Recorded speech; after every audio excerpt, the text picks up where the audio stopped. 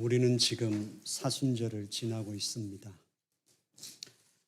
1년 중에서 40일을 우리 시간적으로는 10분의 1을 매년 정기적으로 하나님과의 깊은 교제 시간을 통해 쉽게 망각하고 쉽게 흐트러질 수 있는 우리 인간의 영혼을 바로 세우는 그런 시간을 갖고 있습니다. 우리는 이 사순절을 시작하면서 이 땅에서 하나님 나라의 공간을 만드는 그 고독의 방을 함께 나누었습니다. 그 침묵을 통해 내가 죽는 그 훈련을 하는 고독의 방, 그곳에서 저희들이 함께 나누었던 건 기도는 대충 하지 말아야 한다는 것입니다. 기도는 하나님 그분의 뜻을 알 때까지, 하나님 그분이 말씀하실 때까지 우리는 기다려야 한다. 왜냐하면 하나님의 그 말씀은 우리의 생명이며 우리가 하나님의 자녀로 이 땅에 살아가는 동안 어떤 세력으로부터도 우리를 방어할 수 있는 무기이며 그 사탄과 싸워서 승리할 수 있는 무기라는 사실을 함께 나누었습니다. 그것이 우리 인간에게는 죽음만큼 고통스럽고 우리 인간에게는 어려운 시간일지 모르지만 그 시간을 통해 우리에게 주어지는 은총을 오늘 함께 나누고자 합니다. 그 첫 번째 은총, 그 제목을 저는 선명함이라고 잡았습니다. 창세기 6장부터 10장까지를 보면 노아에 관한 기록이 기록되어 있습니다. 6장에서 성경은 그는 의인이고 당대의 완전한 자였다라고 기록하면서 그가 의인이요 당대의 완전한 자였던 것은 그는 그 죄악이 관영한 시대에 여호와 하나님과 동행한 자였다는 사실을 성경이 기록해 주고 있습니다. 그리고 하나님께서는 세상을 심판하실 때 그를 선택하셨고 그의 가족을 구원하셨습니다. 그리고 인류에 필요한 생명을 하나님께서는 보존하셨습니다. 그러나 그런 의인이었던 노아, 당대에 완전하였던 노아, 그리고 하나님이 죄를 심판하시고 그리고 하나님께서 그 가운데서 구원의 씨앗으로 보존하셨던 그와 그의 가족들, 그럼에도 불구하고 그에게도 실수는 있었습니다. 이제 홍수가 끝나고 포도 농사를 지었고 그 포도 농사를 지어서 수확한 노아는 어느 날 포도주에 취해 추한 모습을 드러내고 말았습니다. 그의 아들 함이 아버지의 방에 들어갔을 때 술에 취해 그가 벗고 누워있는 아버지의 추한 모습을 보게 되었고 함은 나와서 그의 형제들에게 아버지의 그 추한 모습을 말했습니다. 그때 셈과 야벳이 결국은 뒷걸음질로 아버지 방에 들어가 아버지의 그 추한 모습을 덮어주었다는 기록이 성경에 기록되어 있습니다. 분명히 성경은 이 세상을 심판하실 때 의인이요 당대에 하나님이 보시는 하나님의 기준의 완전한 자였던 그였음에도 불구하고 성경은 왜 그것을 기록하고 있을까 하는 거죠. 분명히 우리에게 주는 어떤 통찰이 있을 거라고 생각합니다. 분명히 부모와 자식 간에는 딜레마가 있습니다. 자식을 낳고 키우는 행복만큼 인간에게 큰 행복이 어디 있겠습니까? 그럼에도 불구하고 그 아버지와 아들, 엄마와 딸 사이에는 우리에겐 평생에 안고 살아야 하는 인간의 딜레마가 있습니다.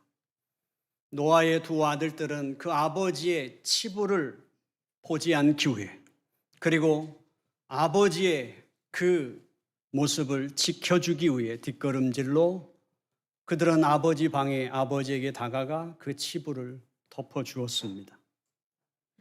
세상의 그 어떤 조롱에도 하루 이틀이 아니라 120년이라는 그 시간 동안 꿈쩍하지 않고 방주를 짓던 아버지의 모습은 그 아들들에게 아마 태산 같은 아버지가 아니었을까요?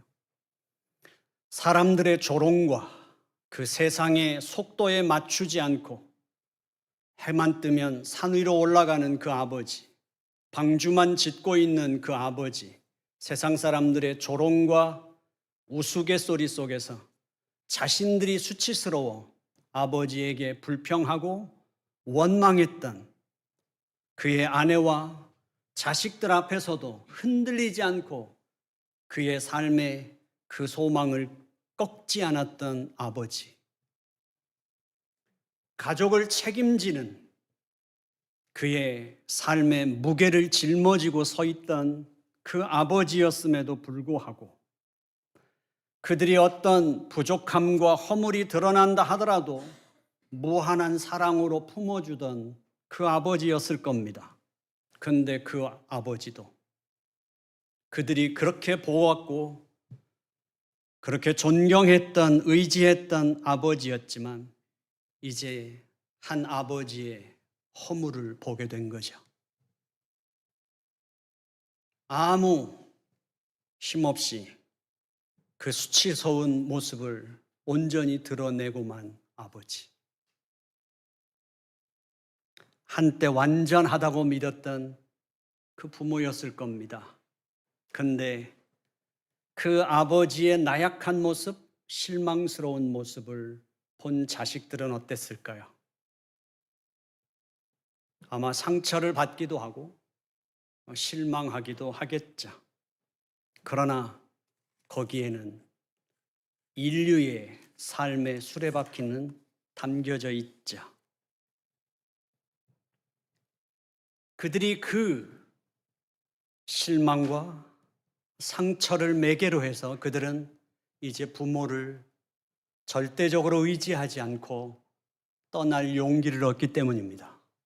그리고 그들은 아버지보다 나은 삶을 꿈꾸며 어머니보다 더 아름다운 삶을 꿈꾸면서 그들은 자신들의 주체적인 그 삶을 시작하게 되죠. 독립을 그들은 시도합니다. 부모는 어떨까요? 자신에게 무한한 신뢰를 보내주던 그 자녀가 더 이상 그 무한한 신뢰를 거두고 조금씩 미심쩍게 부모를 바라보기 시작할 때 내 인생보다 내 자식을 훨씬 더 생각하고 희생하며 그 자식의 인생에 대한 바람을 갖고 있었는데, 그 자식을 가르쳤는데, 그 자식을 이끌었다고 생각하는데 이제 나의 진심과 나의 그 헌신을 내 입에서 나오는 그 말을 잔소리쯤으로 흘려들을 때 이제 나의 말보다, 나의 사랑보다 남의 말을 더 따르고 남의 권위 아래 들어가는 모습을 볼 때 부모는 아픔을 겪게 되죠. 그리고 부모도 이제 더 이상 자녀에게 완전한 안내자가 아니라는 사실을, 내가 더 이상 독점적인 자녀의 보호자가 아니라는 사실을 받아들이게 되죠. 그리고 이제 자녀는 내가 떠나보내야 할 인생이면 이제 자녀의 삶 속에 들어갈 때 노크해야 하는 문이 있다는 것을 인정하게 되죠. 그리고 그 자녀의 길에서 나는 제3자일 수밖에 없다는 사실도 알게 됩니다. 그렇게 우리는 그 딜레마 속에서 세상은 발전해 왔고 인간은 길을 찾아왔습니다.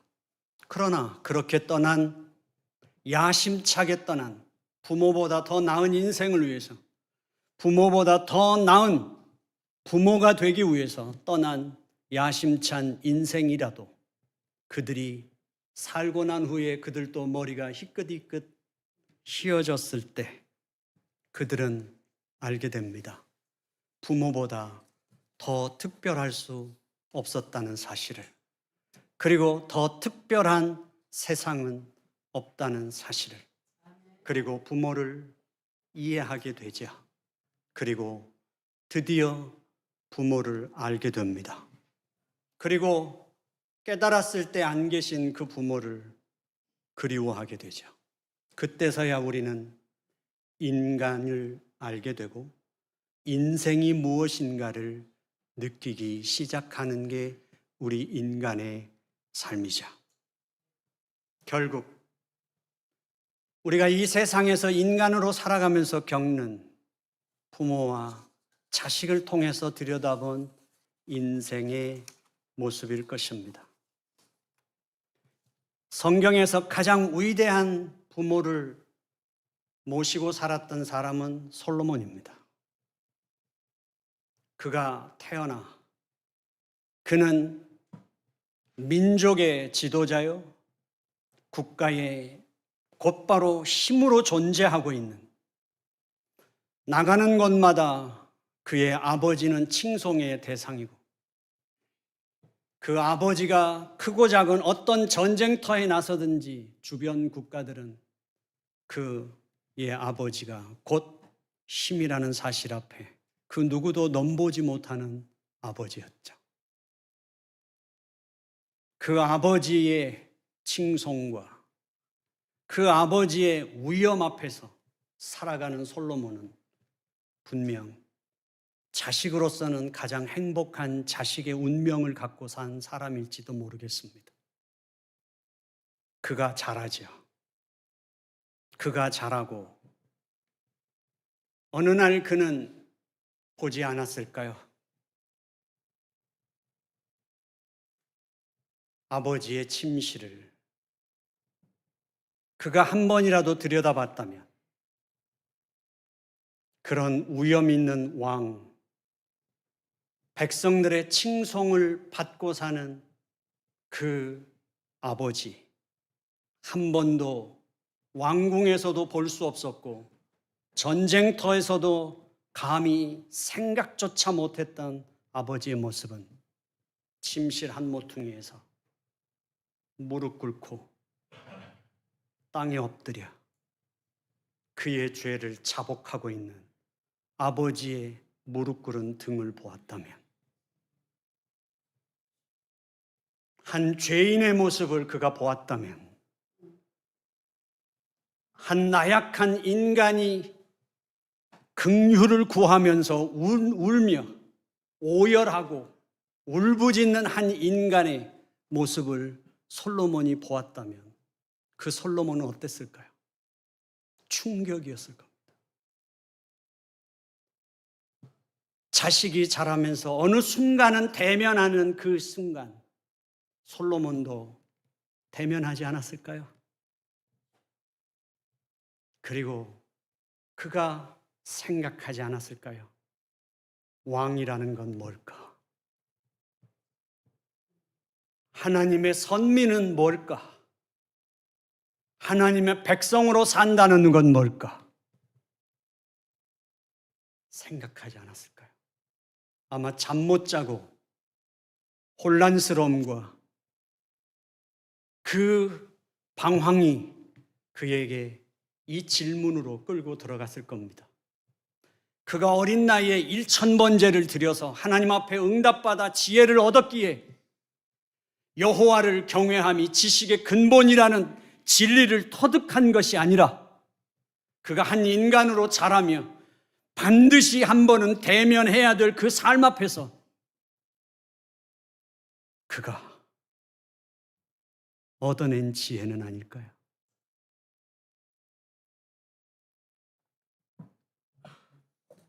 하나님 앞에 긍휼을 구하며 절규하는 불쌍한 한 영혼을 그가 보았겠죠.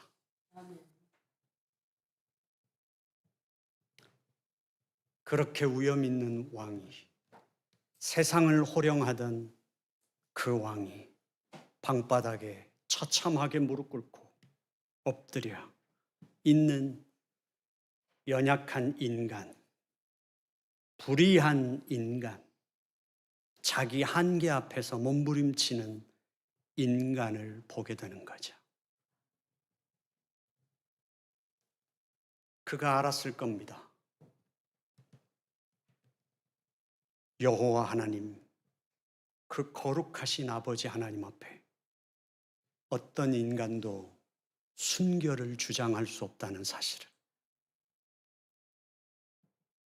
어떤 인간도 자기 의의를 항변할 수 없다는 사실을,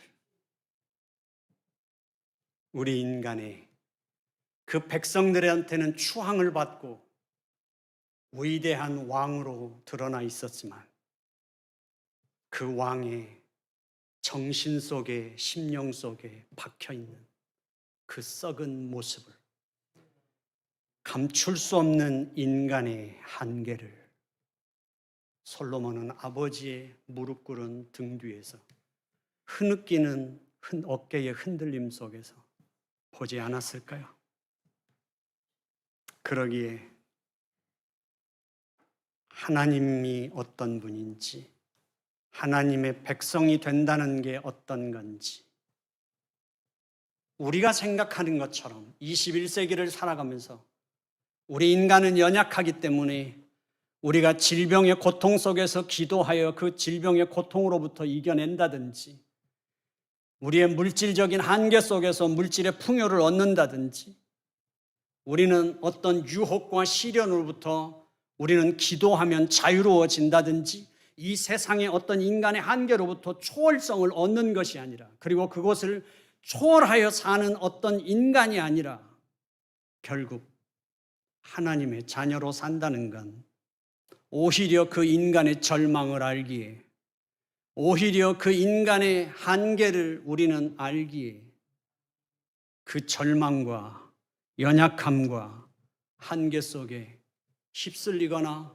떠내려가지 않고 우리는 그것이 아버지를 붙잡는 힘이요, 그것이 우리는 아버지의 긍휼을 구할 수밖에 없는 우리의 생명줄이라는 사실을 우리는 아는 거죠. 그래서 우리는 인간의 절대적인 절망, 그 절대적인 절망으로부터 우리는 삶을 시작합니다. 그 죽음으로부터 시작하여 우리는 부활이라는 생명으로 오늘을 살아가고 있는 사람들이 우리 그리스도인들입니다. 어둠이 있어, 그 절망이 있어, 불안이 있어. 우리는 하나님의 사람일 수 있고, 우리는 하나님을 의지하며, 우리는 그분의 긍휼과 그분의 은혜와 그분의 자비만으로 살 수 있는 존재라는 사실을 잊지 않고 깨어서 살아갈 수 있는 우리들의 운명인 거죠. 이 빛이 1년에 한 번 40일이라는 이 시간을 우리는 나 자신과도 나를 부정하며 세상과 단절하고 그분과의 시간의 방으로 들어가서 우리가 침묵이라고 하는 그 죽음의 시간을 가짐으로 우리만이 누릴 수 있는 구원의 은총의 시간인 줄로 믿습니다.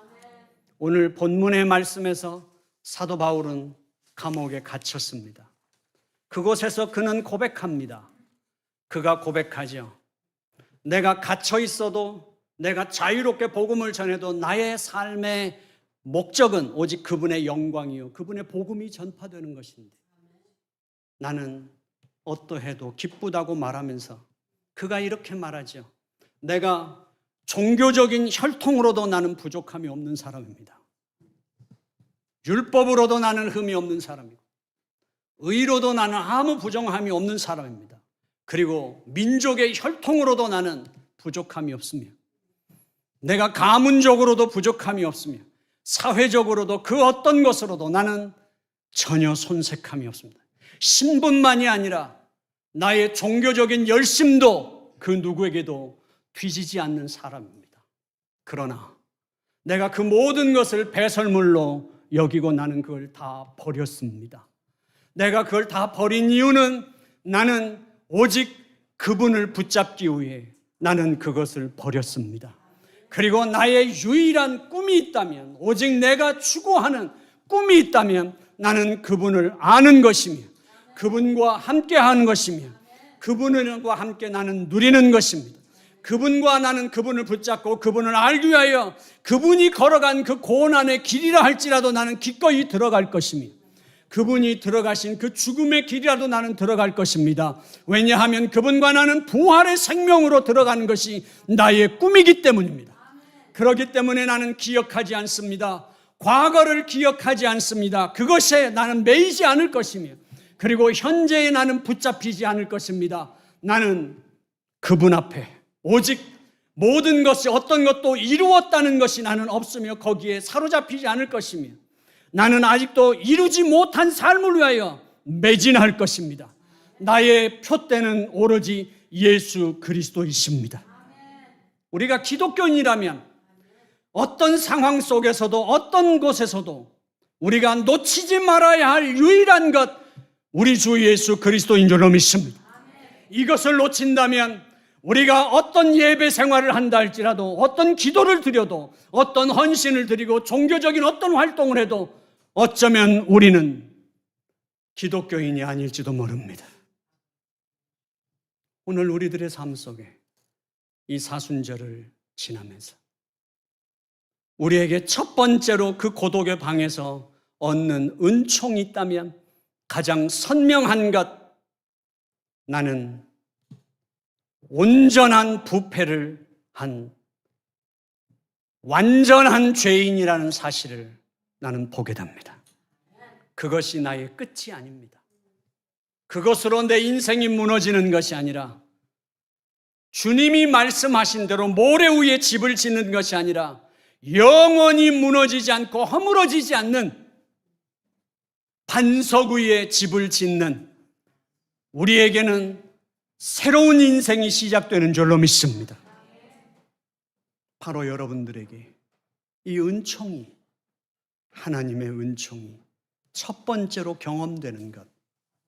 그래서 바울이 버렸던 것, 혈통도, 가문도, 사회적인 신분도, 그의 모든 능력도, 그 모든 지혜도, 그것을 이 세상이 무엇으로 나를 시험할 수 있겠습니까? 무엇으로 나를 유혹할 수 있겠습니까? 그것이 우리가 이 세상에서 하나님의 자녀로 살아갈 수 있는.